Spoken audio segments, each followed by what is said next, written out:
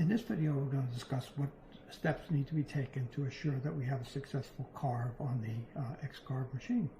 As you can see, we have Easel up on the screen, and the first thing we're going to check is to make sure that the Xcarve is connected to the computer. And if you'll notice up here that the background color here is blue, and that suggests that the machine is not connected. In my case, I didn't have it turned on, and when you first turn it on, it takes 30 seconds or so before it comes up and is ready to be used. And when it is ready to be used, that will turn green. The background will turn green there, such as we did here. So the next thing we want to look at is our cut. Just take a quick look at what is going to occur here. If you want to click on some of the dark spots, black usually indicates a very deep cut. In this case, these particular cuts, because you can see tabs there, you know that they're going all the way through. You can verify that by looking at what the cut setting is here. In this case, it's 3/4 of an inch, as you can see that. All right, so we know that we're going to go through 3/4 of an inch of material. Now we want to make sure that we have the proper size wood in there. So if we go over to our wood, our materials, we'll see that we've selected birch plywood. Birch plywood is usually a good pick for most of what we do here. Occasionally you'll have a very hard wood, in which case you want to change this to some hardwood that's similar in density to the board that you're cutting. What we want to make sure here, though, is our width and length are correct. In this case, it's 15 inch by 5.5 inch. And most importantly, it's 3/4 of an inch thick. You have to make sure that the board that is placed in the machine is at least as deep as the deepest cut here. Now we noticed our deepest cut was 3/4 of an inch. Therefore, this board must be a minimum of 3/4 inches deep. Otherwise, we'll be cutting into the waste board, which would be underneath the model board. One other thing that happens in this screen, which is very important, is where XY0 is. In this case, I had selected center. I'm going to change that to front left corner, and we'll change it back in a little bit. But I want to show you the difference between the two. I'm going to take in, since most of my efforts are going to be on the right side of the screen, that is the output of the screen. Check this, okay. And as you can see, I have made it a little larger over here, so it's a little easier to see. The first thing we want to do is, once we've verified that our materials are the right size, is to check our bit. In this case, I've selected a 1/4 inch bit, which should work fine here. So you want to check and make sure that the 1/4 inch bit is in the Makita router. The next thing you want to check is to make sure that there's enough bits showing to safely cut this material. This we know we're going to dig into this material at least 3/4 of an inch, so we want to look at the bit and make sure there's at least an absolute minimum of 3/4 of an inch showing. It's better to add about 1/4 inch, and in our case down there at this wood shop, I would suggest that we always add 1/4 inch. So we want to make sure there's at least an inch of bit showing to make a 3/4 inch cut. If you look at the bottom of the spindle there, you'll notice there's a collet holder and a nut that hold the router bit in. If you don't leave enough bits showing, those pieces will contact the wood and make a mess, and I actually could damage the machine. So let's be careful there. Make sure we have enough bit showing. The next thing you want to do is to see where the bit is going to travel, and you do that by running a simulation. Now, Xcarve will run a simulation if you just say carve, but we want to always do a simulation prior to clicking on carve. And the reason for that is to find out where we can safely clamp our board. Now, if you look at this one, I'm going to bring the carve all the way back to the beginning. You can do that by clicking right down here. All right, and then I can start my carving over. If you notice, the carve starts in the lower left corner. And that's because when I was up in the birch plywood, I selected lower left corner as a starting point. I'm going to speed this up a little bit, and you can follow the blue line, and you'll see that it's moving around. And the red lines indicate where the spindle is moving when it's not contacting the board. The blue lines show contact to the board.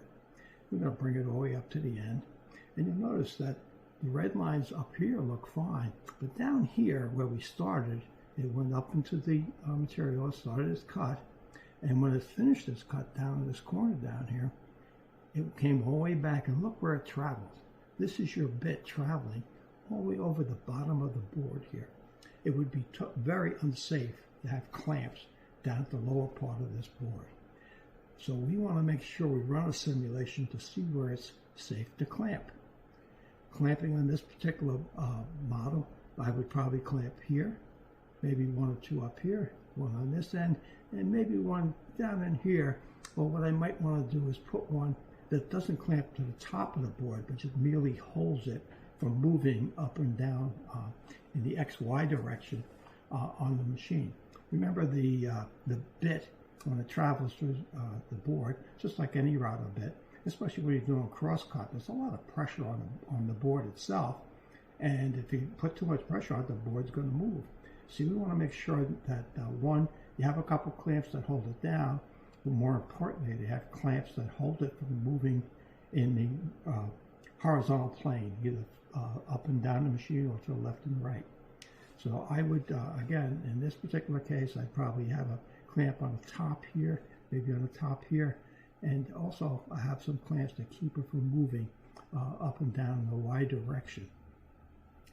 Another thing you can do is to change where the XY 0 point is. And we'll go back and set this to the center point. And I'm going to rerun the simulation. Let me move this back and make it a little bigger again so we can see it. And I'm going to rerun the simulation.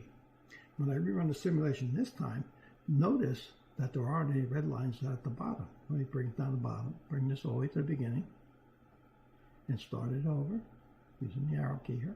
And you'll see that it's starting from the middle in this case. And that as it travels around, it's going to travel pretty much in the center of the material. I'll get it right to the end here. And you'll see it returns to home from within our cut area. When we had it set to XY lower left corner, we had the spindle traveling down here through the bottom of the board. Therefore, we couldn't clamp here. Well, because we're using sensor now, we actually could clamp on this side. So in this particular case, it's pretty safe to clamp 4 clamps even at the top all the way around it. Although again, you don't need clamps on the top all the way around.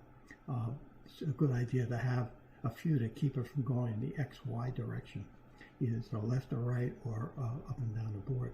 So again, clamping it in 4 spots, up here, here, here, and here on the top, probably good. And maybe another clamp or 2 that only keep it from moving to the side, not worried about up or down. So that's critical to know where your machine is going to move, where the bit is going to move within your board. And knowing that the board size is greater than the model size over here, so that you do have a place to clamp. And remember, this board could be bigger than 15 by 5.5. And you would have more room to clamp if you had it bigger. But at a minimum, I would think you want about a 1/2 inch around the entire model for clamping purposes. All right, now that we've completed all our pre-checks, we can start the carving sequence. First thing I'm going to do is bring up the machine and jog it a little bit. And what jogging means is moving the X, Y, and Z positions so that 1, we're centered on the board, and 2, that Z is high enough that we can put our probe, our precision block that we use in the probe sequence, that we can put it in its proper location. So the first thing I do is I will move X and Y to the center of the board.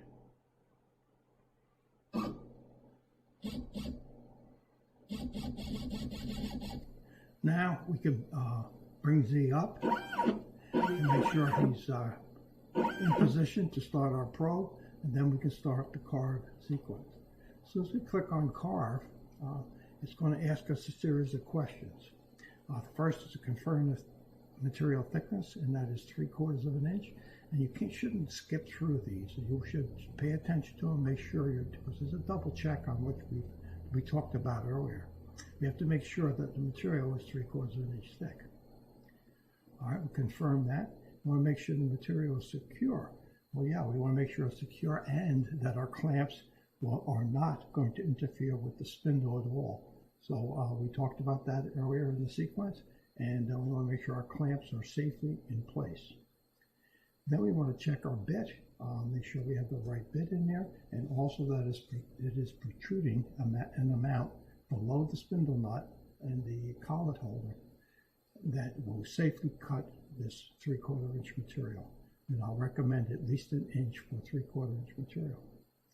The next thing we do is start our probe sequence. We're going to say probe, we're going to confirm the position, and that confirm the position just means that the is placed immediately underneath the bit. We're going to attach the clip, we're going to make contact. Once contact is made, we can begin the probe sequence. We're going to start the probe.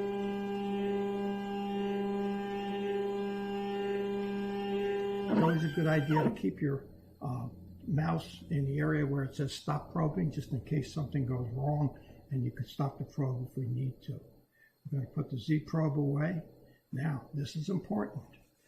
We must make sure that we, at this point, that our X and Y, in our case, in this particular board, is in the center of the board, because we set our board XY0 to the center of the board. We have to make sure that now that our spindle is located in the center of the board. Absolutely critical. If you don't have it where it's supposed to be, this machine is not going to do what you expect it to do. So we're going to set XY to 0. At this point, we're going to attach our dust shoe, and when we say yes, we're going to attach it. You'll notice that the Z-axis moves up a little bit, and that's just to give you a little extra room to attach the boot. So we're going to attach the shoe. Once it's attached, we can turn the spindle on and begin the carve. All right, once we turn the spindle on, we're ready to carve. At this point, make sure you turn your vacuum on as well, and you can begin your carve. The carve should start in the middle of your board, in this case, because we set XY0 equal to the center of the board. That's where it should start cutting. This cut should take about a half an hour, and there should be someone in the area of the machine during that entire half hour. You don't have to be standing right in front of it, but you need to be near enough to rush over there should something catastrophic occur. If you do have a problem, there's a red button on the front of the controller board in the front part of the machine. You hit that big red button and everything will stop. Once you've hit the red button, the spindle will stay on, so you have to shut that off manually as well. All right, so make sure you're safe. If we have a problem, make sure it's safe, get the supervisor involved, find out what happened, and hopefully we can continue on with a project at some other point. All right, so good. Have safe carving, and we'll see you about the shop.